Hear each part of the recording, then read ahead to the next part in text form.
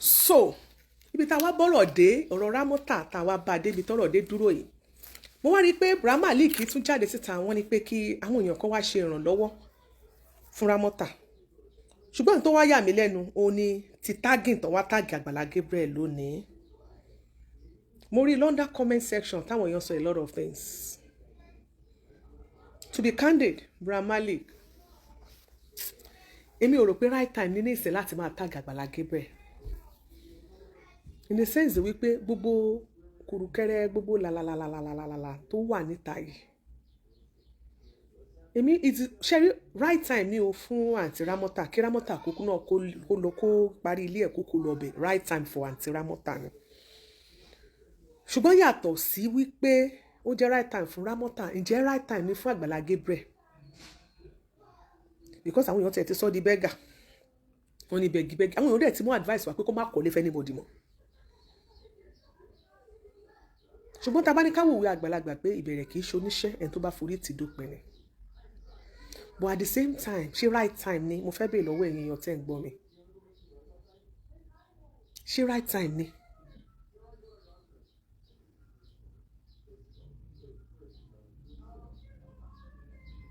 ṣé wá rí nǹkan tó yẹ kẹ́ ẹ kọ́kọ́ mú gbọ́ lórí ọ̀rọ̀ Ramota àwọn iṣẹ́ tó yẹ kẹ́ ẹ ṣe lórí ọ̀rọ̀ Ramota gangan fúnra rẹ̀ ó ní ìdí kẹ́ ẹ máa bá sọ̀rọ̀ dáadáa lóòótọ́ gbogbo wa la mọ̀ but àwọn tó èyí tẹ́ ẹ manage ẹ̀ èyí tẹ́ ẹ súnmọ́ ẹ ò manage Ramota dáadáa ẹ wo ìyá Báyọ̀ tó gbé ilé láti ilẹ̀ tó gbé dé linted ńgbà yẹn ẹ wo nǹkan tó ṣe fún ẹ wo ọ̀rọ̀ tó sọ jáde tí ìbá ṣe wípé Agbala Gabriel nígbà náà ó fi ọgbọ́n fọpọ́n lọ sí ìyá Báyọ̀ náà òun náà lo ọgbọ́n àgbàlagbà ó lo maturity láàrin lóòótọ́ ó dùn kò sẹ́ni tó máa ṣe tí ò ní dùn àti tó bá máa parọ́ ó dùn ìyá Báyọ̀ o tó bá jẹ́ pé mi náà á dùn mí o mo sọ lọ́jọ́ náà mo sọ ńgbà náà mo ní n tó ṣe kú díẹ̀ káàtó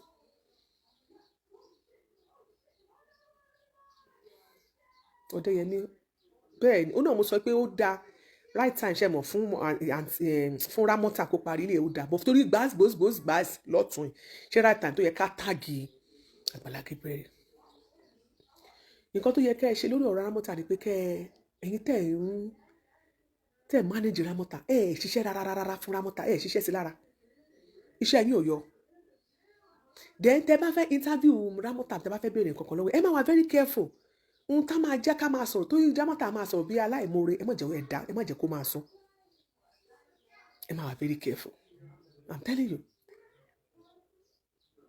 ìyá Báyọ̀ ó lo maturity ni ọ̀rọ̀ yẹn dùn tó bá ṣe mí náà á dùn mí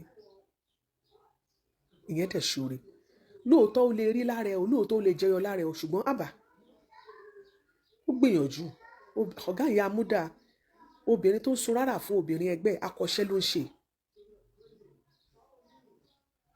látìgbà tí ìyá Báyọ̀ ti fi sílẹ̀ kó tó di pé ó ké gbàjarè sí Agbala Gabriel kágbàlá Gabriel tó dá sí ẹni tó mánéjẹ látìgbà tí ìyá Báyọ̀ ti fi sílẹ̀ kò rí nǹkan kan ṣe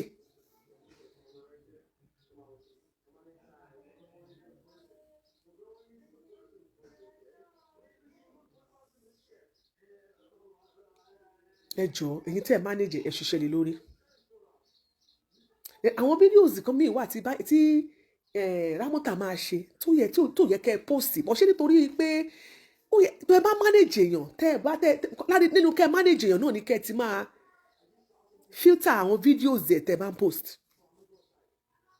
Ọlọ́run nínú tẹ́ ẹ bá manage èèyàn ni kẹ́ ẹ ti máa filter àwọn fídíòsì ẹ̀ tẹ́ ẹ bá máa post ọjọ́ kan ẹ lọ ń post fídíò Ramota ibi tó ti ní ìmọ̀ kan tó ń jẹ tí àwọn ọmọ kékeré ń sáré tẹ́lẹ̀ lẹ́yìn tó pariwo Aunty Ramota tó ní kí Ramota fún wọn lówó Ramota ò lè yọ owó fún wọn wọ́n bẹ Ramota títí lórí ó yá fún wọn ní 20 naira ó yá fún wọn ní nǹkan tẹ́ bá ní Ramota ò fún wọn irú fídíò yẹn kò yẹ kẹ́ ẹ post evidence méjì Ramota ni Ramota tó ń wà àánú lọ́wọ́ public táwọn èèyàn gan rí tí wọ́n tó fẹ́ gbowó lọ́wọ́ èèyàn ó fẹ́ kéèyàn ṣàánú fún ẹ àwọn kan sáré tẹ̀lé ẹ lẹ́yìn pé kó fún wọn ní nǹkan ó dẹ̀ ń jẹ nǹkan yẹn lẹ́nu ó dẹ̀ rí wọn pọ́mọdé ni wọ́n ó dẹ̀ sọ pé Ramota pé 1976 48 years ni Ramota ò fún wọn. Tí ẹ wá lè show fídíò yẹn bóyá ẹ wá padà dúró Ramota wá padà fún wọn ní nǹkan kí ẹ fi change impression tí ẹ ti tà síta nípa fídíò yẹn fáwọn èèyàn. Manage ma Ramota dáadáa. Iṣẹ́ pọ̀, iṣẹ́ kù sọ́wọ́ yín tẹ́ máa ṣe nípa ọ̀rọ̀ Ramota. I am telling you, àwọn nǹkan tó yẹ kẹ́ lọ ṣe nìyẹn for now. Ẹ wo nǹkan tó sọ nípa Agbala Gabriel. Ẹni tó gbé ilé ní ọkàn, tó gbé ilé ní tó yẹ pé wọ́n ṣe plaster ni wọ́n ṣe ní tì, ilé yẹn kàn wà bẹ́ẹ̀ òun ló gbé láti lintel bí tó gbé dé yẹn. Ẹ gbọ́ nǹkan tó sọ nípa ẹ̀. Irú fídíò yẹn kò kí ń ṣe live recorded ni kò yẹ kẹ́ post ẹ̀. Kò yẹ rárá. Kò yẹ rárá. Ẹ lọ ṣiṣẹ́ lórí Ramota. Manage Ramota dáadáa. If Ramota is making 100,000, 150 lórí skit kan, do you know that thousands of Nigerians, ẹlòmíì wá owó salary tiẹ̀, married man, 40,000 naira ló ń gbà. I don't want you to show my video. 40,000 naira ló ń gbà. Family man mi lóṣù tó tiẹ̀ gbowó jù tó jẹ́ gbajúmọ̀ ní Nàìjíríà. Máa bá mi press love and like ẹ ṣé gan. Ẹlòmíì wà ní Nàìjíríà, ẹ béèrè lọ́wọ́ ẹlòmíì pé ló ní sálárì ẹ̀. Tẹ́ bá gbọ́ sálárì ẹlòmíì ẹ ní gbàgbọ́. Ó dẹ̀ ṣe rere nínú ayé pẹ̀lú ẹ̀. Ẹ̀yin tẹ́ manage Ramota, ẹ lọ ṣiṣẹ́ ní Ramota lórí. Ẹ lọ ṣiṣẹ́ ní Ramota lórí. Àwọn èèyàn lórí ìkànnì wọ́n dẹ̀ ti sọ pé Agbala Gabriel má kọ́lé kankan fẹ́ anybody mọ́. Agbala Gabriel dẹ̀ ti bẹ̀rẹ̀ foundation títí ẹ̀. Ṣé right time tó yẹ ká tàgé lélẹ̀? Ṣé nǹkan ta tún expect sí pé Agbala Gabriel kó tún fi ọ̀rọ̀ títí ẹ̀ sílẹ̀ tó ẹ pé bó ṣe ń ṣoore yẹn ń gba ibi lé lórí ni? Bó ṣe ń ṣoore ló ń gba ibi lé lórí.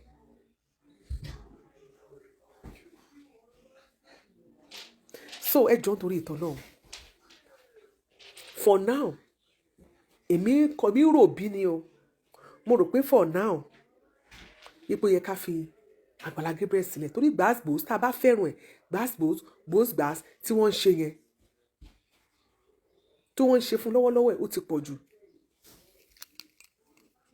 The audio is breaking. Lè gbọ́ mi dáadáa. Is it true that the audio is breaking? Can you hear me very well? Mọ́mí bomi Odùkọ̀yà. So àwọn èèyàn wọ́n ti advise the Agbala Gabriel. Still breaking. Oh my God. So you can't hear me very well? Yes, we can hear. Okay. Ẹ ṣé Ayọ̀túndé David Owóṣeni. God bless you. It's good here. Ògúntóyè Àtinúkẹ́. God bless you. Ẹ ṣé mà. Wọ́n làwọn gbọ́ mi dáadáa now. It's clear ma. Adisa Janet. Ẹ ṣé mà. Lady White. God bless you. Umako. I can hear you. We can hear you very well. Adékọ̀mí Olúfẹ́mi CV. Àwọn èèyàn lè gbọ́ mi now. Farm market. Ẹ jẹ́ ká máa lọ. Ẹ jẹ́ ká máa sọ̀rọ̀ wa lọ. Ká tẹ̀síwájú. So ohun tó yẹ kẹ́ ẹ kọ́kọ́ ṣe ní ìsìn. Ẹ lọ manage Ramota dáadáa. Ṣé rí mo máa ń sọ fún yín ṣé rí gbogbo èèyàn tí èèyàn bá tọrọ owó fún. Ọlọ́run jẹ́ kí gbogbo wọn máa ráàánú gbà. Ṣé mọ̀ pé nígbà yẹn tó bá yẹ pé àwọn èèyàn turn up dáadáa ilé Ramota ti parí. Kálẹ̀ yín máa ń manage Ramota dáadáa nígbà tí Ramota jáde síta owó tó yẹ kó realize ó yẹ kó parí ilé yẹn. Kí ni possibility ń sìn pé tẹ́ bá tún gbé Ramota síta pẹ̀lú gbogbo àwọn nǹkan tó ń ṣe lẹ́nujọ́ mẹ́ta yìí kó máa rówó gbà. Ọbátẹ́rù Rẹ̀mílẹ́kún Comfort, God bless you. Ṣé ẹ gẹ́ nǹkan tí mo sọ? Kí ni possibility wípé tá a bá gbé Ramota jáde síta ń sìn pé owó yẹn máa sáré pé? Ṣe kọ́kọ́ work on Ramota náà. Ẹ jẹ́ ká ti rí àwọn skit kan tí Ramota ti ṣe bóyá bí ẹyọ kan àbí méjì tó ti ṣe dáadáa tẹ́ ti manage ẹ̀ dáadáa. Tẹ́ bá ṣe gbàǹjo mọ́ Ramota àwọn èèyàn máa dáhùn. Ẹlòmíì wà tó máa gbé síta. Ìbílẹ̀ tó máa gbé síta owó tó máa rí ẹ̀kan náà ó máa fi jáde fún lẹ́ẹ̀mejì ó máa parí ilé ẹ̀. Béèyàn yẹn wọ́n tiẹ̀ ṣe fún bẹ́ẹ̀ ni yẹn ò tiẹ̀ mọ́re. Ọlọ́run lèèyàn ń ṣoore fún. èèyàn ò gbọ́dọ̀ sọ pé òun fẹ́ ṣe oore nítorí pé kéèyàn lọ máa sọ pé thank you, ṣùgbọ́n ó máa ń dáa kó jẹ́ wípé àwọn téèyàn bá ń ṣoore fún wọn jẹ́ ẹni tó mọ̀ọ́re. Nǹkan tèmi kọ̀ rí nìyẹn. Ìyá mi máa ń sọ̀rọ̀ kan wípé téèyàn bá ṣoore fẹ́yàn kúkúrú ó lè jẹ́ pé èèyàn gíga ló máa san. Tó bá ṣoore fẹ́yàn gíga ó lè jẹ́ pé èèyàn kúkúrú ló máa san. Ó lè ṣoore fún ọkùnrin tẹ́pọ̀ obìnrin ló máa dá oore yẹn padà. Ó dẹ̀ lè ṣe fún obìnrin kó jẹ́ pé ọkùnrin ló máa san oore yẹn padà fún ẹ. Ṣùgbọ́n ó dáa kéèyàn mọ̀ọ́re. Ẹ jọ̀ọ́ nítorí t'Ọlọ́run ẹ lọ ṣiṣẹ́ lórí Ramota. Èyí tẹ́ ní pé ẹ wo ìyá Báyọ̀ títí dìsìn a ò rí fídíò kankan tí Ramota ti apologize obìnrin yẹn. Ẹ manage ẹ dáadáa. Ìyá Báyọ̀ ṣoore nínú ayé ẹ bí wọn ò tiẹ̀ wá sí mọ́ lónìí kò yẹ kó sọ̀rọ̀ ìyá Báyọ̀ láìdáa. Ẹ jẹ́ kó apologize gan. Ìyá Báyọ̀ ọjọ́ kìíní àná kì í ṣèyàn burúkú lọ́dọ̀ Ramota. Olóore ẹ̀ nìyá Báyọ̀. Mo kúkú sọ, màá dẹ̀ tún máa sọ.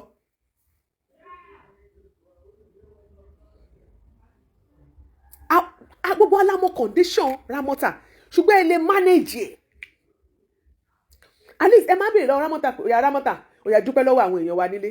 Ó yá ṣàdúrà bí ó tiẹ̀ ṣàdúrà yẹn kó correct àwọn èèyàn mọ̀ ìpó fẹ́ ṣàdúrà wọ́n ti mọ tó fẹ́ sọ. Ọlọ́run ọba gan tó ń ṣàdúrà yẹn sí ó mọ the correct one. Ó lè sọ kó fẹ́ dàbí èpè ṣùgbọ́n kì í ṣe pé àníyàn èèyàn lọ́lọ́run ń wò. Ọlọ́run ọba mi ò kí ń wojú òun máa ń wọkàn ni. So bákan náà lẹ fi lè manage Ramota tó máa wà appreciative. Ẹ lọ ṣiṣẹ́ lé lórí. Ìyá Báyọ̀ kì í ṣọ̀tẹ̀ o. Ìyá Báyọ̀ olóore ẹ̀ ni mo máa sọ mi ìkùkú mọ̀ Ìyá Báyọ̀ rí. Màá sọ ó yẹ kó padà apologize sí Ìyá Báyọ̀ pẹ̀lú statement yẹn. Ìyá Báyọ̀ ó lo maturity ni. Tó bá jẹ́ wípé bí ẹlòmíì tó ṣe bí ọ̀rọ̀ yẹn ṣe máa dùn tó bá rí ìyá àti aṣùwàwò. Ohun tó mú kí Ìyá Báyọ̀ fò fìrìfòrò tó fò fòròfòrò tó sáré lọ sí Kòròdú tó fi gbogbo tó ń ṣe sílẹ̀ pé máa lọ pàdé níbẹ̀ kọ́ lórí bẹ́ẹ̀ ó dùn ni náà. Ó fẹ́ dẹ́ǹtì méje ó fẹ́ dẹ́ǹtì ṣọwọ́ ẹ̀. No matter what kéèyàn gan fi ilé ẹ̀ sílẹ̀ kó máa báyàn mọ́nítọ̀ nǹkan bóyá project kó má ní kọ́bọ̀ nínú ẹ̀ iṣẹ́ lẹ́ni yẹn ń ṣe o. Kéèyàn kan fi ilé ẹ̀ sílẹ̀ pé ẹ̀gbọ́n mi ń kọ́lé àbúrò mi ń kọ́lé àbọ̀ ọ̀rẹ́ mi kọ́lé mò ń bá lọ site mò ń bá mọ́nítọ̀ ẹ̀ mò ń bá wo iṣẹ́ táwọn èèyàn ṣe wàláhì iṣẹ́ lẹ́ni yẹn ń ṣe. Bọ̀sì ẹni tó gbé ilé láti foundation ó gbé dé lintel up to now èyí tẹ́ manager ẹ ṣe pé kó apologize bó tiẹ̀ ṣojú ayé kí gbogbo èèyàn rí i pé ọ̀rọ̀ tó sọ nípa Ìyá Báyọ̀ yẹn ó kù díẹ̀ káàtó ó padà apologize. Ṣé bẹ́ẹ̀ sọ fún pé kó apologize nígbà tó sọ̀rọ̀ tó lọ jábọ́ tó sọ ohun tí ò yẹ kó sọ nípa Agbala Gabriel ẹni kó jáde kó apologize náà kí ló tẹ̀ ní kó ṣe ti Ìyá Báyọ̀. Kí tí ò dá olórúkọ méjì kò dá níjẹ́ o. Ẹni tẹ́ ẹ fẹ́ ṣe gbàǹjo mo gbé dé fún ṣé òun gangan fúnra rẹ̀ ṣé ìwà tó ń wù bẹ́ẹ̀ ṣe èyí tẹ́ ẹ má jẹ̀jẹ̀ láwọn máa bù torí gbogbo alátimọ̀ Ramota àti fi sáàyè ẹ̀. A lè máa bínú sí Ramota púpọ̀ tí wọ́n bá bínú sí Ramota 10% ẹ̀yin lẹ́ni 90% tó kù tó rẹ̀ lè manager kí lẹ jẹ́ manager kí lẹ ṣùgbá ẹ̀ sí. Ìgbà tẹ́ ti mọ oró èèyàn tó jẹ́ kò yẹ kẹ́ ẹ fi máa tọ́ ìbrain ẹ̀ náà. Àwọn question tẹ́ máa fi tọ́ ìbrain ẹ̀ tẹ́ máa fi yí da ọpọlọ ẹ̀ láàmú jẹ́ kẹ́ ẹ máa jù sí náà. Ó tọ́ ni mo sọ fún yín o ẹ̀yin ẹ jẹ̀bi gan o ẹ lọ ṣiṣẹ́ lórí Ramota ni o. Agbala Gabriel gbogbo ayé ti ṣe gbàgbà ó pọ̀ àbí ó pọ̀ jù. Wọ́n mi Deborah Bankole ṣe wà. Gbàs ó pọ̀ jù. Gbogbo wa la rí o. Gbogbo wa la rí. Ibi tí gbòsì yẹn tó dẹ̀ dé ṣé ní ìsìn ká tún wá jáde pé Agbala Gabriel gbàtẹ́ wá tàgé Agbala Gabriel lóòótọ́ mo láì bẹ́ẹ̀ ṣe fídíò yẹn is okay very good pé àwọn èèyàn sọ pé bàbá àyẹjọ ẹ má bínú o pé kíní kan mo láì bẹ́ẹ̀ ṣe very good èmi kàn wá ń béèrè lọ́wọ́ yín ní Brodamalik wípé ṣé táìmù yìí ni táìmù táwọn àwọn mùsùlùmí ìsọnù kan tí wọ́n dìde tí wọ́n kó fún Agbala Gabriel tí wọ́n sọ pé orewo ló ṣe Muyideen Brodamalik Aunty Ramota ẹ̀yin méjèèjì muslim name ẹ̀ ó kò ní ṣe coincidence Brodamalik Aunty Ramota ẹ̀yin náà tún á tàgì wá ẹjọ́ nítorí Ọlọ́run ṣe ẹ jẹ́ kí Agbala Gabriel kó tiẹ̀ sinmi, honestly ẹ jẹ́ kó tiẹ̀ sinmi eléyìí tó wà yìí náà lọ́hùn kátẹ́gùn fẹ́ díẹ̀ sí náà torí gbòòsì báyìí ó pọ̀ jù gbòòsì báyìí ó pọ̀ jù. Wọ́n ní Brodamalik is a Christian. Really? Oh, Brodamalik kí ló dé fi wá ń jẹ́ Malik orúkọ mùsùlùmí. Àwọn kan ní kí n sọ wípé kẹ́ ẹ mọ́ lọ sọ́dọ̀ ajígini arìngini wọ́n la ẹni tó yàn bá tiẹ̀ fẹ́ràn náà lèèyàn jarun pálù wọ́n fẹ́ràn Agbala Gabriel nínú I know you love him and ṣẹ́ẹ́rì tó mú kọ́pọ̀ Agbala Gabriel wọ́n ti sọ pé Agbala Gabriel is capable of doing because of his fans nǹkan fẹ́ káwọn èèyàn máa appreciate nìyẹn ṣẹ́ẹ́rì gbà mí máa wà bẹ́ẹ̀ mi náà máa jáde síta ń gbà mí táwọn kan bá wá bá mi pé wípé ẹjọ́ àwọn need assistant mú mi ṣe kẹ́mi Olúfayọ̀ wọ́n láwọn need assistant tí bá dẹ̀ pariwo gbà mí mo lè má rówó tó tọ́ ẹ̀kẹ́ nìyẹn gan fẹ́ lò kí ni mo bá ṣe tó bá wà náà ni màá kó lè lọ́wọ́ pé bó ṣe rí rèé o kò yí sí èèyàn tó gba mílíọ̀nù lórí afẹ́fẹ́ yìí àwọn fáǹsì Agbala Gabriel èèyàn ni wọ́n o kò yí sí kéèyàn tó dá owó tó máa kó odidi lé ó kàn dùn mí pa àwọn tó ń ṣe fún iná kán náà jẹ́ kán mọ ore Adérónkẹ́ Òṣòdì iṣẹ́ ẹ̀wẹ̀ kú ọjọ́ mẹ́ta kán náà jẹ́ kán mọ ore ni àdúrà tèmi nìyẹn kán náà jẹ́ kán mọ ṣùgbọ́n èèyàn bá ṣe tiẹ̀ kó ṣe fọ́lọ̀ ṣùgbọ́n àdìsá pé kọ́ Agbala Gabriel kó lọ kọ́ hostel ẹni tó máa ní di assistant kọ́ fún yàrá kan kó máa gbé bẹ́ẹ̀ Honorable Brodamalik Olúbùnmi Bọ́láńlé ṣe wà mà tó bá dẹ̀ ti di pé ó ti kúrò ńbẹ̀ tó bá di pé bóyá ọkọ àtìyàwó ni wọ́n pé kọ́mọ̀ bàpẹ́ ọ̀dẹ̀ láwọn ọmọ kọ́mọ̀ bá máa jíra wọn wò lóòrù á fún ọrú màá bá lọ tó bá dẹ̀ ti yá tó bá ti fẹ́ máa lọ wọ́n á tún gbé báàgì wọn tó máa gbé lọ́gẹ́jì báàgì ńlá wa kan gbé tó máa gbé Ghana must go wà kan páàkì ẹrù wọn kan tó wọ kí mọ́tò gbé dìwọlé kó kẹ́rù wọn kan tó máa lọ kò jù bẹ́ẹ̀ lọ o àwọn èèyàn ló sọ bẹ́ẹ̀ o èmi náà dẹ̀ mo dẹ̀ fọwọ́ sí i a dẹ̀ ti yalẹ̀ sí mọ́ lórúkọ bàbá lórúkọ ọmọ lórúkọ ẹ̀mí mímọ́. Agbala Gabriel èmi mọ̀ pé Agbala Gabriel èèyàn dáadáa ni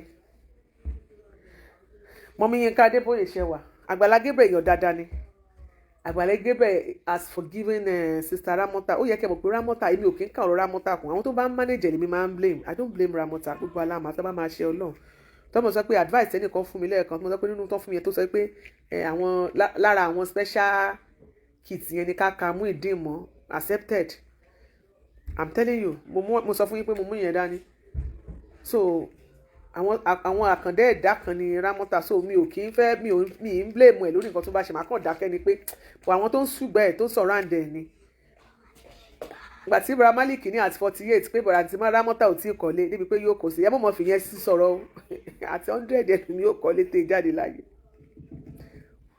ẹlòmíì gan 60 years báyìí kò tí ì ra ilẹ̀ lágbára Ọlọ́run yóò sì rà yóò sì kọ́lé kó tó jáde yóò sì gbénú ẹ̀ ẹlòmíì wà at 70 ló tó bẹ̀rẹ̀ sí ní kọ́lé ẹlòmíì sì kọ́lé látọmọ ọdún 15 20 years tó bá bówó lé tó bá lárí tó bá fún ní òun náà àdúbẹ̀rẹ̀ títí ẹ̀ so at 48 yẹn àsìkò Ọlọ́run at 48 àlè máa sọ pé àsìkò Ọlọ́run ni ká sọ wípé kí gbogbo ẹ̀ bọ́ sí tọ́lọ́ bá sọ pásìkò òun ni pé lọ́rọ̀ tá à ń sọ yìí Agbala Gabriel ṣàkọlé fún yàn láàrin oṣù kan ilé àwọn bọ̀dá wa lé ọ̀kan bí láàrin oṣù kan oṣù kejì ilé ti dúró kò sí ó kéré nínú tọ́lọ̀ bá sọ pé òun dé kò sẹ́ni tó lè dáṣẹ́ Ọlọ́run dúró so ẹ̀yin èèyàn tó bá fẹ́ dá fóònù ó rẹ̀ pé ṣé mo mú fóònù kọ́tù mo bí àwọn ti mú fóònù ó rẹ̀ pé mo mú fóònù do you have my phone with you my phone are you sure you don't have it here àti ẹ̀mọ́ bí tí fóònù tún wà ok ó wà mí ẹ̀yin tó bá fẹ́ dá sí ẹ lè pe o sí 0 mo sọ fún pé Naija number ni mo ń lò sí mi ò rí courtroom kìíní mi mọ́ o pé mo bí tó lọ o mi mọ bí tí courtroom ìwọ dúró báyìí mú ni mi lára so 08052424510 ẹ jẹ́ àṣẹ báyẹn ẹni tó bá fẹ́ dá sí 080 ẹ mọ̀ pé WhatsApp lẹ́tí máa ṣe ẹ yà tètè fi +234 sí o ní tẹ́ bá wà ní outside Nigeria o so WhatsApp only ni o ṣe pé mi sí Nigeria mo kàn ń lo mo fi sí mi wọ́n mi ṣí ilé ọlá olúwa fi sáyọ̀ àwọn bọ́ọ̀lù nìyẹn. so ẹ tó bá fẹ́ dá sí tẹ́ bá ní idea 08052424510 52424510 so òun ni tẹ́ bá mọ̀ pé ní word of advice fún Brodamalik Ati Ramota bọ̀kan tèmi kàn fi pé kí n sọ nìyẹn mọ́mí sílẹ̀ ọlá God bless you ma ẹ ṣé ma God bless you ẹ ṣé o advice tèmi ẹni tó bá fẹ́ pẹ́ ẹ̀jẹ̀ òṣè kò sí ní do not disturb torí gbogbo fóònù mi àwọn èèyàn ṣe ẹ jẹ́ ká gbọ́ táwọn èèyàn fẹ́ sọ. Hello. God bless you daddy. Ẹ kúrò lẹ sá. Ọjọ́ kan pẹ̀lú sá. Olúwa sílé tó jù báyẹn lọ. Àmín àmín sá ẹ ṣé sá. Ọlọ́run ò ní fi ilé ìṣe òpin o. Àmín àmín Jésù. Nípa ọ̀rọ̀ ti Ramota yẹn. Bẹ́ẹ̀ ni sá. So nǹkan tí èmi kan máa sọ ni pé ṣe rí bọ̀bọ̀ tó gbé jáde yẹn Brodamalik. Tó gbé jáde ní Yamalik yẹn. To be honest with you, èèyàn gidi ni bọ̀bọ̀ yẹn. Yes, ó tiẹ̀ sọ̀rọ̀ dáadáa. Ṣé ọ̀pọ̀lọpọ̀ nǹkan ó sọ̀rọ̀ tó da ọmọlúwàbí dẹ̀ níbi wọ́n tó ti ṣe àwọn nǹkan tẹ́ bá lọ sí péjì tó ti ṣe àwọn nǹkan tó jẹ́ pé no. Ó try ó raise fund fún ìyá kan ní just of recent tó dẹ̀ raise owó fún ìyá yẹn tí ìyá yẹn kọ́ ẹ̀ àti ìbí wíwá pé self-contained. Wow. So bí a lọ wo péjì ẹ̀ tó ṣe fúnra ẹ̀ ló ṣe kí nìyẹn ìyá yẹn tọrọ owó ni ó dẹ̀ rí àti bóyá DCN náà ni kí nìyẹn ṣe lọ. Ó tiẹ̀ ní lọ́ọ̀kì wọn ọ̀dẹ̀ wàá bú. So then ẹ gbà bẹ́ẹ̀ ó try to be honest with you so ó try to gbogbo àwọn tó wà mí ká ní mi bọ̀bọ̀ yẹn nìkan ló manage Ramota ni gbogbo yamayama tí Ramota ń ṣe yẹn kò ní ṣe bóyá tí wọn bá dẹni tó lè bá orúkọ bọ̀bọ̀ yẹn jẹ Emmanuel lórúkọ ẹ̀. Oh Emmanuel God be with us. Sẹ́ni Malik tó jẹ́ yẹn stage name ẹ̀ ni. Okay stage name ẹ̀ ni Malik yẹn Emmanuel Awolusi lórúkọ ẹ̀. Emmanuel Awolusi. So tó bá jẹ́ pé wọ́n lè rẹ ẹni tó lè tí bọ̀bọ̀ yẹn gan kó máa handle ẹ̀ dànù àwọn ọ̀dà tí wọ́n ń ṣe yamayama pẹ̀lú yẹn ẹ máa mọ̀ pé Ramota máa tọ́ tó gúdlé ó máa wà pa bí bó ṣe sì yẹn lọ. ṣe pé ẹ̀yin náà gbà pẹ̀lú wípé àwọn tó manage ẹ̀ ló jẹ́ kí wọ́n mismanage wọn ò ṣe dáadáa. F9 ni gbogbo wọn mo fún wọn ní F9. á dà fún yín. because àwọn ibi tó yẹ kí wọ́n fi ẹsẹ̀ tó yẹ kí wọ́n fi rìn onímọ̀ gbọ́ tí ó kì. with me pé yamayama ni wọ́n ń ṣe pẹ̀lú Ramota so àwọn gan ni wọ́n tún ó dàbí pé àwọn gan náà mú ọpọlọ Ramota àwọn ganan tún jẹ́ kọ́pọ̀ lè máa dọ̀ sí. Wọn ò hẹ́pẹ̀ rárá. Ìgbà tó wà lọ́dọ̀ ìyá Báyọ̀ gan à ń gbọ́ dáadáa pé ó ṣe dáadáa ìyá Báyọ̀ gan manage dáadáa gbogbo ọ̀rọ̀ tó ń sọ. Àwọn nǹkan tó yẹ kí wọ́n ti máa gbọ́ lẹ́nu èèyàn ọ̀n lẹ́nu ọmọlúwàbí oní wọ́n máa ń tì sí Ramota lẹ́nu bọ́ tẹ́ bá rí Malik yìí àbí kí ló ló ń jẹ yẹn Emmanuel yẹn tó post ẹ̀ lẹ́nu yìí ẹ lọ wo most of àwọn post tí bọ́bọ́ yẹn máa ń fi ẹ máa rí pé bó ṣe máa ń dì pẹ̀lú Ramota ó yàtọ̀ sí gbogbo àwọn tó kù nígbà tó jẹ́ pé àwọn tó kù yẹn wọ́n kàn fi Ramota ṣeré ni but eléyìí ó handle very well. tó bá jẹ́ pé wọ́n ẹni tó bá mọ nọ́mbà bọ̀bọ̀ yẹn to be honest with you ẹni tó bá mọ nọ́mbà bọ̀bọ̀ yẹn tí ó bá handle Ramota fún bí 6 months ẹ máa or even 3 months. ẹ̀wọ̀n èyí tí wọn ò ṣe jẹ́ kí Brodamalik yẹn kó máa handle Ramota tí wọ́n fi ṣe gbogbo nonsense yẹn tí wọ́n fi ń jẹ́ kí àwọn tó manage tó jẹ́ kó máa jábọ́ kó máa ṣe àwọn yẹn kàn ń lò wọ́n fi ń pawó ti ẹni kó jábọ́ kó sọ̀rọ̀ báyìí wọ́n á post ẹni kó ti pawó. tẹ bá notice tẹ bá jẹ́ pé gbọ́rọ̀ bọ̀bọ̀ yẹn lénìí ẹ máa rí pé kò sí níbẹ̀ nígbà tí gbogbo àti wọ́n post àwọn tí ò dáa yẹn then ẹ tún lọ gbọ́rọ̀ tó sọ lénìí pé at least wọn bá nǹkan tí agbára wọn bá ká òun máa ṣe. èmi náà sọ mo ti sọ mọ́rọ̀ kó ló máa ṣe dáadáa bẹ́ẹ̀ ni. èèyàn mélòó ló jáde nínú wọn tó sọ̀rọ̀ gidi. Mi ò mọ bọ̀bọ̀ yẹn rí mi ò dẹ̀ sí ní Nàìjíríà ẹ máa rí bọ́ ọmọlúwàbí ni bọ̀bọ̀ yẹn tó. bẹ́ẹ̀ nínú ọ̀rọ̀ tó sọ àló mo sọ kó sọ̀rọ̀ dáadáa sẹ́. ọmọlúwàbí ni àní ìyá arúgbó kan tó ń tọrọ owó bọ̀bọ̀ yẹn ó wá ń dùn kí ni ó dẹ̀ kọ́ lé sẹ́kọ̀tì ló ṣe bí yáyẹn láìpẹ́ yìí nínú ọdún yìí tiẹ̀ ní nínú ọdún yìí tó jẹ́ pé bọ̀bọ̀ yẹn tó ṣe. Mọ́mí Deborah Bankole okay you know him okay. so ìyẹn bẹ́ẹ̀ ẹlẹ́ẹ̀kejì ẹ má bínú kí sórí tọ́pì tẹ́sí lé ni mo tún padà sí Ọlọ́run jẹ́ padà sẹ́yìn ìwádìí la máa lọ. mo fẹ́ tó bá jẹ́ pé lè ní kí Mr. Kẹ́hìndé kí wọ́n play fídíò kan fún yín àtọ́jọ́ ta ti ń sọ̀rọ̀ ta ti ń drag ọ̀rọ̀ yìí ẹnìkan kan ò rántí ọ̀rọ̀ yẹn o. Èwo nìyẹn. Wọn àdẹ̀ rántí kinní yẹn ìyẹn lè ti mú ìdí tó sọ pé òun mọ Mr. Kẹ́hìndé rí ẹ ní kí Mr. Kẹ́hìndé. ó ti padà sọ pé òun mọ̀ wọ́n rí ó ti padà sọ pé òun mọ̀ wọ́n rí. tó sọ pé òun mọ̀ ẹ máa rí pé bí wọ́n ti mọra rí kì í ṣe ọdún yìí tipẹ́tipẹ́ even mú ìdí kò tí ì sọ pé òun ní ìyàwó. bẹ́ẹ̀ ni a mọ̀ ẹ jẹ́ kí n lọ ibi tí mo fẹ́ lọ ẹ̀ tí ọ̀rá Sunday ẹ̀yin kan ti lè gbàgbé ọ̀pọ̀lọpọ̀ gbàgbé ní Ọlọ́run ló ṣe pé ní sẹ́rí ọjọ́ tí Mr. Kẹ́hìndé tí wọ́n ṣe birthday ní church Àgbàlá ní ọ̀dọ̀ Pastor Àgbàlá Gabriel ọlọ́jọ́ tí wọ́n ṣe bẹ́ẹ̀ dé gangan ẹ lọ wo nǹkan tó ṣẹlẹ̀ láàrin Bídé àti Mr. Kẹ́hìndé lọ́jọ́ yìí. àwọn ló fún lọ́pàá wọ́n fún lọ́pàá kan ẹ lọ wo fídíò yẹn dáadáa nígbà tí ń jó walking stick àtàgò ó bọ́ glasses ẹ̀ ó bọ́ sí lójú. ní glasses àbí nǹkan. gbogbo nǹkan ló bọ́ sí lójú tí wọ́n ń jó tó ń ṣe bẹ́ẹ̀ nípò gangan àwọn tourist wọn wá ṣeré lọ́jọ́ yẹn àjọgbá Jésù.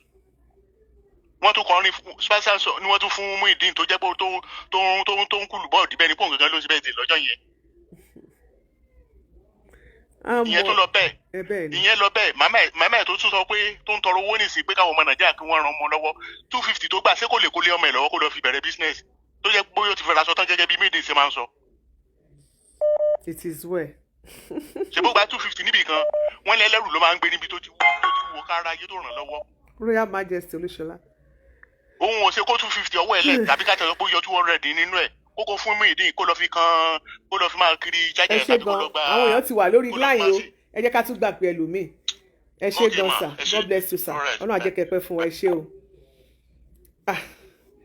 it is well ẹ̀yin tẹ́ tí pè látẹ̀ pẹ́jọ ẹ má bínú ẹ bá ti ń pè ẹ jẹ́ ká máa ṣe pápápá Royal Majesty Olúṣọlá Adéọlá Mary Adébáyọ̀ Ayọ̀túndé David Owóṣeni ìyẹn lágbára ṣé rí mo rí fídíò kan tẹ́nìkan ṣe táwọn kan tag mi tí màá yẹn sọ wípé bóyá bàbá náà ti di content creator ló bá ní àwọn fẹ́ lọ gbowó àwọn ní Naija àwọn èèyàn bá tag mi pé tí wọ́n bá ti ta ilé yẹn o òun máa lọ gba owó tó ń lọ́wọ́ Agbala Gabriel owó ilé Muyideen mo ṣàárẹ̀ mo tún bọ́ sọ́dá mo ṣàwọn comment section ẹ̀yin tẹ́ ti pé ẹ má bínú please you can call back wọ́n máa sọ wípé àwọn kan bá tún kọ síbẹ̀ wípé Agbala Gabriel ló sẹ́ẹ̀tì ló àwọn èèyàn máa ń comment ṣá èyí tẹ́ pé Agbala Gabriel ló wà nídìí ẹ ló ní kí máa yẹn ṣe fídíò yẹn just imagine báwo èèyàn ṣe ń sọ̀rọ̀ ẹ wò ẹ jẹ́ àfọ̀rọ̀ Muyideen lẹ̀ ọ̀rọ̀ Ramota ní kò jẹ́ ká sọ kájíbi ni ò bá ti sọ̀rọ̀ àìsàn nǹkan kan hello caller hello sir. hello ma. sir. ẹ pẹ́ tó ma. God bless you sir. mo fẹ́ contribute ma. ẹ ṣé sir yọ ọkọ sir. ṣẹ́rí bọ̀ yẹn bí máa ní ṣe sọ́nsìn but Malik is a very good guy. yes sir. ẹ̀gbọ́n tí mi kàn fẹ́ sọ fún ọ ni pé why tí wọ́n open no page for Ramota.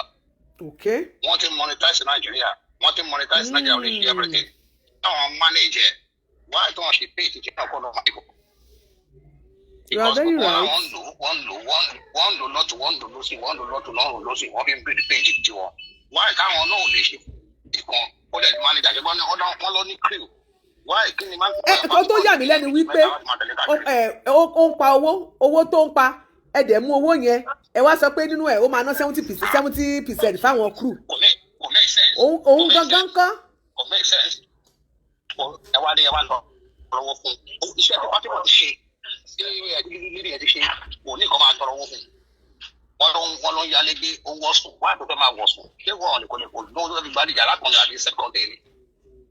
kẹ́lẹ́ wo tẹ̀lé wọ́n kàn fi ń post page tí wọ́n ní lójú ẹ̀mí ọ̀rẹ́ rí sí ìtọ́jú ẹbí Fatima máa lórúkọ títí ẹ̀ wọ́n dẹ̀ bá assist ẹ̀ kọ́ bá manage ẹ̀ kọ́ dẹ̀ bá post page ẹ̀ kó ló máa gba monetization ó kọ́ sí mi kò fẹ́ sọ nìyẹn wọ́n manage dáadáa ẹ ṣe gan sa ọ̀dọ̀ bàbá ṣe ti gbọ́ báyìí wọ́n láwọn tó manage ṣe pé wọ́n agree pẹ̀lú wa pé ẹ̀ manage dáadáa tí Brodamalik bá ti jẹ́ wípé wọ́n máa ṣe dáa àwọn kan bẹ̀rẹ̀ kí n post ẹ jẹ́ kí n fi WhatsApp only ní o nọ́mbà tí bá ti pay fún yín. èyí tẹ́ wà Nàìjíríà èyí tẹ́ wà níbí mo ti fi +234 sí. wọ́n ní Brodamalik yẹn wọ́n léèyàn dáadáa ni yes nínú mo sọ fún yín nínú àgbékalẹ̀ mo ti pin ẹ o pin your number ma yes Mọ́mí Bánkọ́lé I've done that. ẹ rí i pé àwọn tó bí Brodamalik yẹn ṣe sọ̀rọ̀ mo sọ fún yín pé ó sọ̀rọ̀ dáadáa that is me ó mọ̀ pé nǹkan tó ń sọ lánàá ó dẹ̀ jẹ́ni tó listen ó tún jáde síta ó sọ báyìí èmi wá mèrè pé bọ̀ ṣé right time ni ó yẹ kán manage Ramota kí wọ́n fún ní ẹni tó lè manage dáadáa that was the time mi ò mọ ẹni yẹn mi ò rántí ẹni yẹn invite Ramota pé kó wá bá ń ṣe skit ó lọ sílé ẹni yẹn tẹ́ bá rí bẹ́ẹ̀ ni yẹn ṣe bá sọ̀rọ̀ ó treat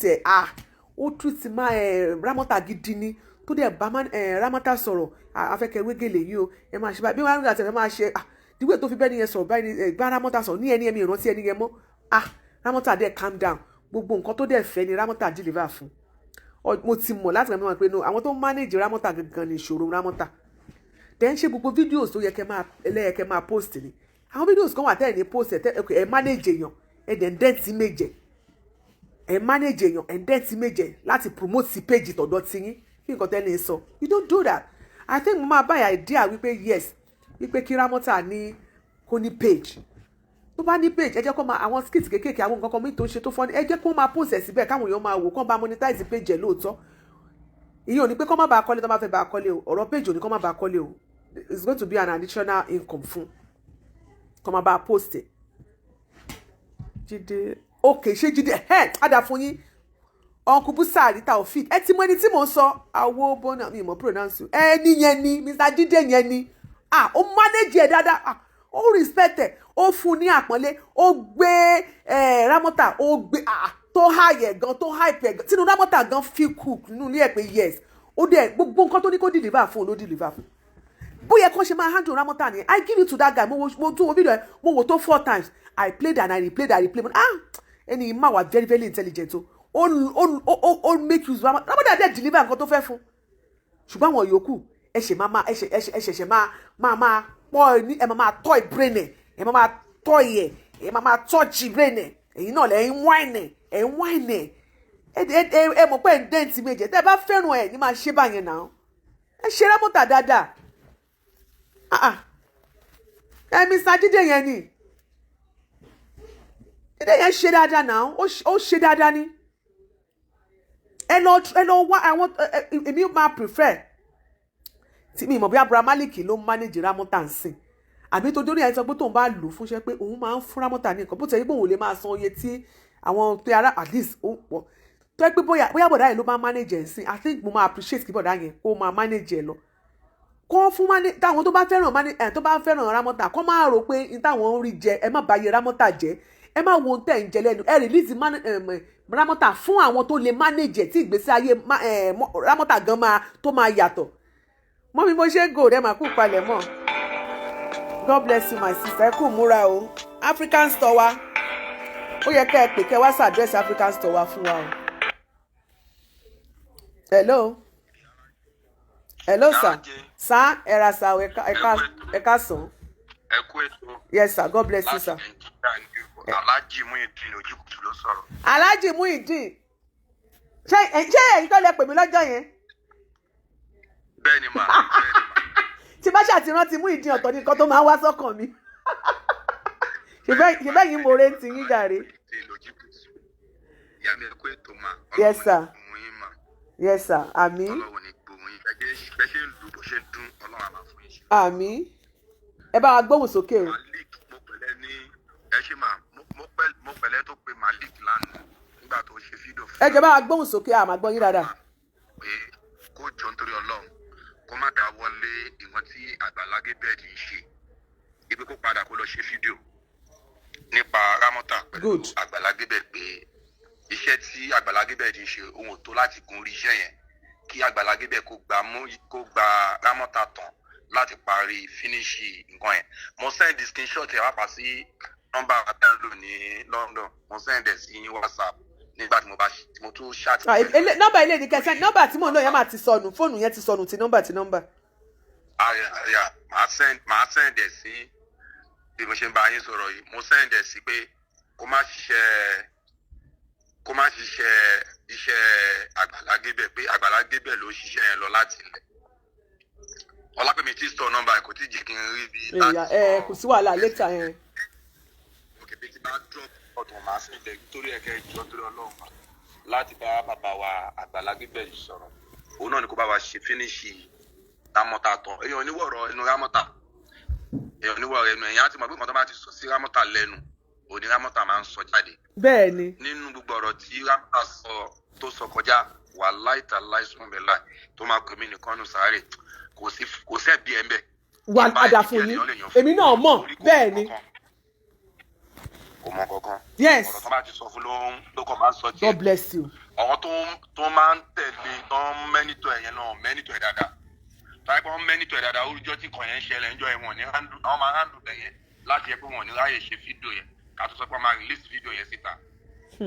Caroline Fẹ́bíṣọlá you are right. ẹjọba mo ẹni tó pe máàlù yẹn lánàá mo pè ní ìrọ̀lẹ́ àná ìpè kó má lọ ẹ bá wo fídíò tó ṣe lánàá yẹn ó fẹ́ sọ pé kóun ṣiṣẹ́ pé kóun bá Ramota láti gba owó yẹn láti pé kó lè parí finish yẹn nígbà tí mo wo fídíò yẹn tán bá mo kàn lọ sórí page yẹn mo rí nọ́mbà yẹn mo kàn pé ni pé mo bá chat wá fẹ́ máa bá mi chat padà máa ní mo need láti chat pé mo fẹ́ pè ẹ́ láti pé kọ́rọ̀ yẹn lè kó lè yéra wa ìpè Agbala Gabriel ló ń ṣiṣẹ́ yẹn tó bá ṣe ọ̀rọ̀ tí Ramota sọ́ngbà yẹn wọ́n máa bílípù mọ́ pa ẹ gẹ́tì kan tó sọ yẹn máa wọ́n máa bílípù mọ́ pa nítorí ẹ̀ dárò yẹn padà sí ọ̀dọ̀ Agbala Gabriel pé kí Agbala Gabriel kó lè parí ilé Ramota yẹn ó dẹ̀ gbọ́ sí mi lẹ́nu wà lámì mọ̀ kó lè ṣe fídíò yẹn lẹ́nu ó ṣe fídíò tó ṣe tó post yẹn sí èyí ló ṣe. yeah I saw it mo rí mo ṣe jí láàárọ̀ ó tẹ̀lé àmọ̀ràn kò wò pé a ló sọ̀rọ̀ this first time máa pè yẹn ní àná yẹn this first time máa pè àná yẹn ó dẹ̀ wí pé màá tún fídíò yẹn ó dẹ̀ ṣe fídíò yẹn nítorí ẹ̀. ẹ wá mọ question tí mò ń sọ ẹ̀gbọ́n mi God bless you sir ṣégeya blog ẹ̀rà sir ẹ wá mọ nǹkan tí mò ń béèrè question tó fẹ́ béèrè sir Brodamalik Ati Agbala ṣe rí question tó fẹ́ béèrè pé ṣé right time in sin ká sọ fún Agbala Gabriel tí gbàásìbò sí ń lọ lọ́tún tó ń lọ lọ́sì. ọ̀rọ̀ tẹ́ sọ 95% ló dáa ṣe rí àwọn òdáwó sínú foundation Agbala Gabriel ṣùgbọ́n láti bẹ̀rẹ̀ beginning ni máa ń fọ́lù ẹ̀ sínú mi dẹ̀ máa ń dùn sí kò sí nǹkan tó ṣe tí mi ní ṣe àfihàn yẹn orí inú mi ń dùn pé èèyàn ló ń ṣe nǹkan báyìí tó ó mọ́ níwájú Ọlọ́run níwájú èmi ó mọ́ Agbala Gabriel mo rí gbogbo nǹkan tó ń ṣe 95% ló fi owó yẹn wọ̀n pé ẹyẹ báyìí lòun ti ná ẹyẹ báyìí ló wọlé ẹyẹ báyìí irọ́ tó wà nínú ọ̀rọ̀ Agbala Gabriel 100 kéèyàn wá mú 95 tó ti pass 5 yẹn. Please send my baby girl bring my charger please go to my room. ìṣẹ́ nìkan tó ń ṣẹlẹ̀ yìí sìn kán lè mọ̀ pé àwọn fọ́lọ́ Agbala Gabriel ò kó lẹ́yìn Agbala Gabriel iṣẹ́ tí Agbala Gabriel tọ́lọ̀ fi wọn ni kó máa ṣe nǹkan yẹn lọ kò sí time tó kanlẹ̀kùn àwọn fọ́lọ́ ẹ̀ tọ́lọ̀ ní dá lóhùn nígbà tó ń rí pé kò ṣàbòsí. because òun náà ti bẹ̀rẹ̀ foundation ó ti bẹ̀rẹ̀ ilé tiẹ̀ báyìí náà iṣẹ́ ti tiẹ̀ ó lè mí gbogbo ẹ̀ náà mo ṣe ń sọ. àti mọ̀ nǹkan t'Agbala Gabriel máa sọ fún ara wọn àwa kàn ń rò ní àti bá wọn ronú lẹ̀ pé hello sir hello mommy hello ma yes ma ẹ rárá pa ẹ kó ètò ma yes ma Ọlọ́run á túlẹ̀ àtọ̀nà yín náà ṣe. àmín. nǹkan tí mo rí nínú ọ̀rọ̀ yìí ni pé Alàgbà Gabriel is going through a lot at the moment. At the moment, God bless you. Yes. Yes, he has tried. And God sees his heart. Pé tó bá jẹ́ pé ààyè Ọlọ́run gbà wọ́n láyé jù bẹ́ẹ̀ lọ. It's something he will have embarked on and finished. Nobody tó grudges against the Aunty Ramota. But èmi ní suggestion ló jẹ́ kí n pè yín mà. Suggestion mi ni pé why tá a ṣe throw kìíní sáwọn Nollywood actress wọ́n dìde. Ọ̀rọ̀ Aunty Ramota lọ́wọ́. If àwọn tí bá jáwọ́ management tó manage Aunty Ramota bóyá wọ́n ṣe envelope kọ́ bẹ̀rẹ̀ sí ní lọ kí wọ́n nílé lẹ́yọ kọ̀ọ̀kan ẹjọ́ ọmọ yín Aunty Ramota industry yìí ló wà let it be first thing that they will ever do so that we can all give them kudos.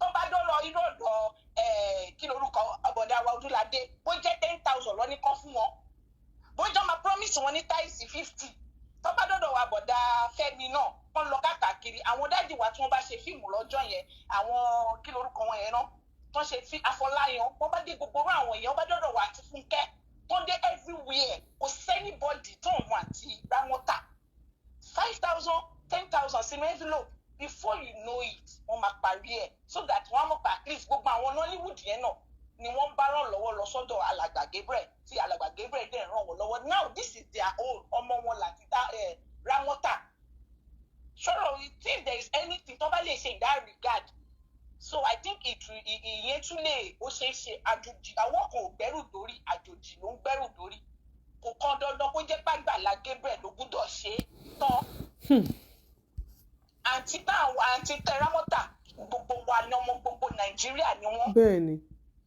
àwa tá a wà lórí fóònù yìí náà lẹ́yìn ọ̀kọ̀ọ̀kan náà tó bá di pé wọ́n bẹ̀rẹ̀ sí ní lọ kí gbogbo wọn lórí fídíò orí nílé tó ń ṣe fídíò àwọn skit maker ẹ̀ kàn lọ kí wọn tí wọn Aunty Ramota bá da dé bẹ́ẹ̀ tó ń bá ráàánú Ọlọ́run gbà kó ṣe bí tó máa fi go round kó ṣe bí kó má gbà tó $1 million tó wá fi kọ́ kìíní yìí kó dẹ̀ máa ṣe fídíò kó máa post ẹ̀. dẹ̀bí èlò gan ló máa Malik gan dàbí èlò ló máa parí project gan tán fẹ́ ṣe ìkan tiẹ̀ já mọ̀.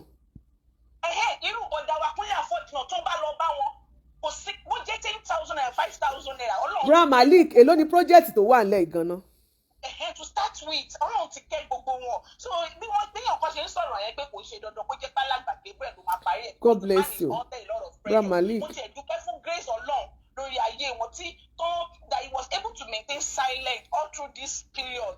Kudos to him. Kudos to him. But in fact went through a lot. So we should let the man even èèyàn Ọlọ́run náà ó ní mental health èèyàn Ọlọ́run náà ẹ̀jẹ̀ ló ràn lára wọn. So we should leave the man to heal from gbogbo bash left and right. Let others too. Nollywood. Ẹ ṣe mà. Ṣé àǹtí mi ṣé mọ̀ wípé kì í ṣe pé bóyá èmi àti Pastor Gabriel àti so anything but Ọlọ́run mi mọ́ gbọ́ mo kàn fi rọra mi wò ni torí mo ṣe ń bọ̀ mo rí káwọn èèyàn táàgì mi mo wá fi rọra mi wò pé ẹni wo mo tiẹ̀ fẹ́ fi sọ pé kinní kan. Mo ń follow Brodamalik when he did that video yesterday when he did this morning bó ṣe ń drop ẹ̀ báyìí ni mo wo video yẹn I was just laughing. No, he has a good intention. He's a good man. But sometimes we need ideas. Láti enlighten ara wa. And I appreciate this program. Because mo mọ̀ pé Ṣálàgbà Gabriel máa wá tọrin light ni. A máa wá àlẹ́ ọ̀rọ̀ àti táwa Ramota ni. But I appreciate God for your life. Pé ẹ̀yin tí ẹ dìde kó lè dalẹ̀ yìí náà wà. Bẹ́ẹ̀ ni mà. So, irú suggestion tí mo mú wá nírò yìí báyìí let them go home and digest ṣebí bákan lọ ṣe ìgbà tó ta tébù táwọn àti làdẹ́ ṣe wedding tó ṣe program. owó tó èló ganan realize lẹ́yìn gbogbo show yẹn gan kí ni wọ́n fi ṣe nínú ilé percentage títí ẹ̀. The show was not meant for her the show was meant for làdẹ́. Bọ̀ ó máa ní percentage tó máa fún bẹ́ẹ̀ náà. This is our own project now this is our own personal project kọ́tà gẹ̀ to finish our building. You understand? We can see it. Don't long go around see nínú ẹ̀ tó máa pókè wọn agbára mi gbé mo lè parí ẹ̀ nínú gbogbo wọn. So now this is my own suggestion. And work in this regard. So wọ́n wá lọ digest wọ́n mọ̀ bọ́ yẹn fẹ́ go about it. Ìyẹn lè mí ní kí n. Ẹ ṣé mà God bless you ma. Ẹ ṣé o ọpọlọ yín ò ní dàrú mà ẹ ṣé ẹ kú làákàyè. My name is Ati Agbala. I'm a video director and TV producer of Akomolowe on African Magic. Keep watching Drivetv. Olólùfẹ́ Drivetv àti gbogbo ẹ̀yin tí Fẹ́mi Sola ẹ máa wo Drivetv. Keep watching Drivetv. My name is Wole Agba. Taking this time out to tell you all that you keep watching Drivetv. What drive ẹ̀wọ̀ ní ògo ẹ̀? What drive ẹ̀wọ̀ fulfilment? What drive ẹ̀wọ̀ bí tó bá lọ? Ó ní iṣẹ́ rẹ̀. Ibi ni kò máa wò Drivetv. Thank you. Chloe. Drivetv. Driving you around the world.